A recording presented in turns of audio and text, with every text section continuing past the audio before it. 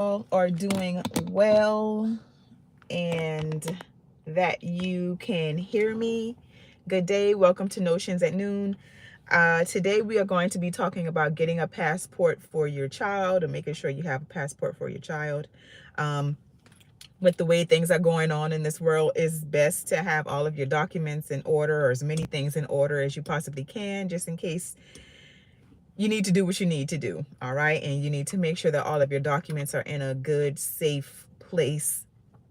If you can buy yourself an affordable safe to keep your passports in, your birth certificates, your social security cards, and anything that you can laminate, go ahead and laminate it. So today we are talking about getting a passport for your children or your child. And you know, we just went through the process of getting one for our child, so I thought it was important to talk about, because it's something that some people may be dragging their feet on or not really thinking they need it.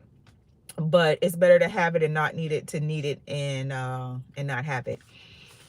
And so basically you can get the application for a passport from the post office, or you can get it online as well.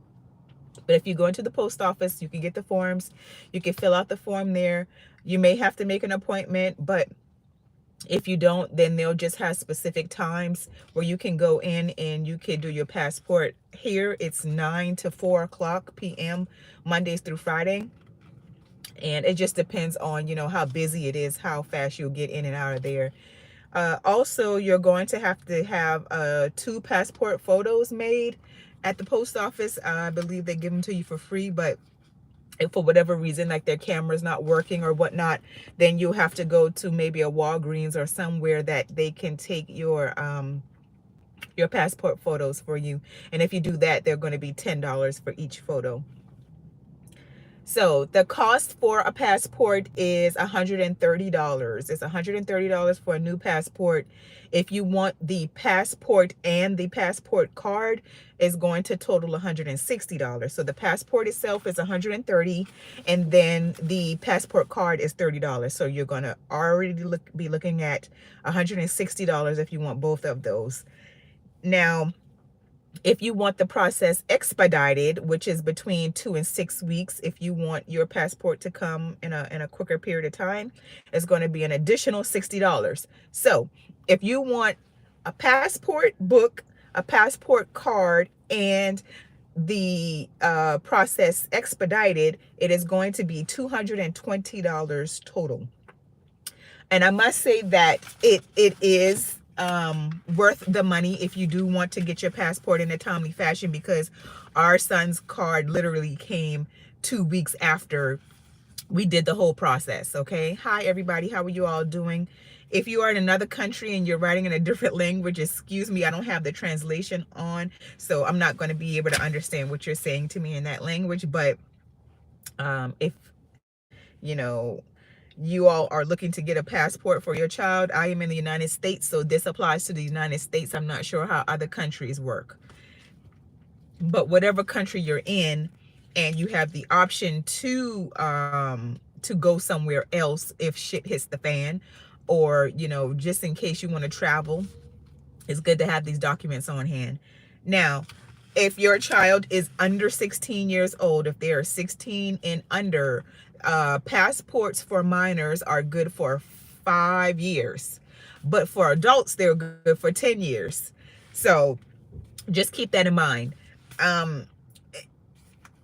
I don't know if I like that or not. I mean, it's good that it's good for 5 years and you don't have to renew it every year, but at the same time, my child is 1 year old, and if it's good for 5 years, he's going to look totally different than what he looks now at 1.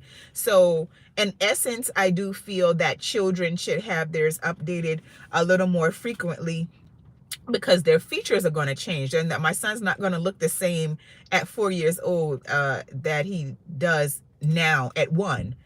But anyway, good to have it. Go ahead and get it if you don't.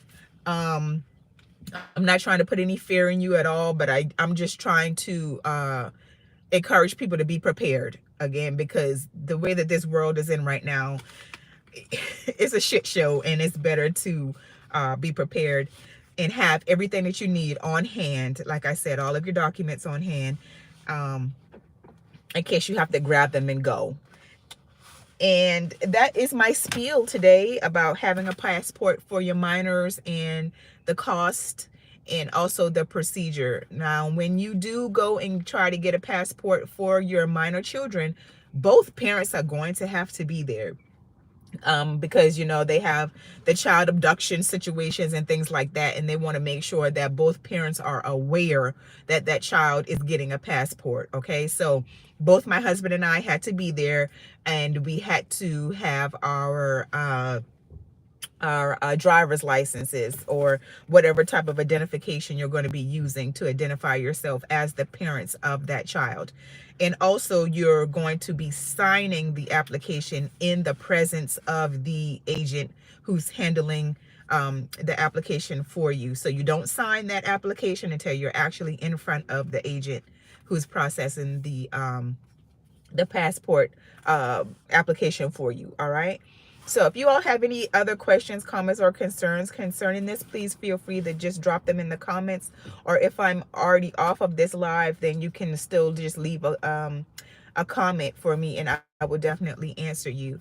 But hi, Zigzag, you're traveling outside of the United States and might be a little bit dangerous. To each their own. I stay in my own backyard. The world is not a safe place anymore. That's true. That's true indeed. And that's anywhere and everywhere you go. But like I said, it's better to have it and not need it than to need it and not have it. And I'm a firm believer in having our important documents in place, from our birth certificates, all of our passports, my marriage licenses, all of our documents, to be honest with you, life insurance policies, all of that stuff is in one central location, in case either one of us have to get a hold of it or we have to be out of the door quickly. The world's a dangerous place. Everywhere is dangerous. Your backyard is dangerous. So may the Most High be with us. And if we have to travel outside the country, you know, it is what it is. That's life. And every day we're taking chances. When you get in your car, you're taking a chance. But this is just to urge you all to be prepared, you know, and to have those things in place, and don't wait until the last minute to get them. All right. It's best to need it. Exactly. That's what I just said. Exactly. Exactly. And that goes for guns too. And speaking as a Black woman, and to the young ladies or women out there, if you don't have your concealed carry already, go ahead and get that. That's another thing that's important to have. But the concealed carry permit is something a little different. I'm not going to go off on a tangent, because that permit is something you keep on you at all times, because you are carrying your piece on you. So that's not something you would keep in a safe. But all of those other documents that are listed are things that you would keep in the safe. And to be honest, I keep them in a safe that is toteable for me. It's not in a stationary safe in case we have to go on the run and quick. I grab my case with all of our important documents in it, and we're out the door. But yeah, I want to thank you all for watching and listening, and you all be blessed and stay prepared.